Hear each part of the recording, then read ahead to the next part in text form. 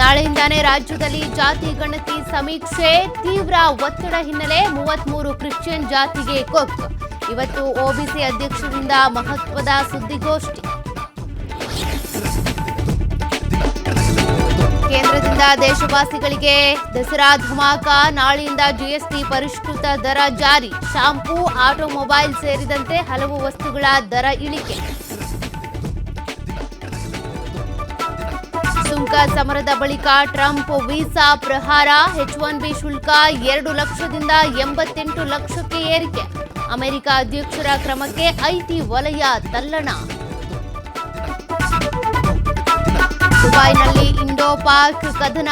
ಸೇಡು ತೀರಿಸಿಕೊಳ್ಳೋ ತವಕದಲ್ಲಿ ಪಾಕ್ ಪಡೆ. ಮೊದಲ ಪಂದ್ಯದಲ್ಲಿ ನಡೆದಿದ್ದ ಹೈಡ್ರಾಮಾ ಇಂದು ಮುಂದುವರಿಯುತ್ತಾ.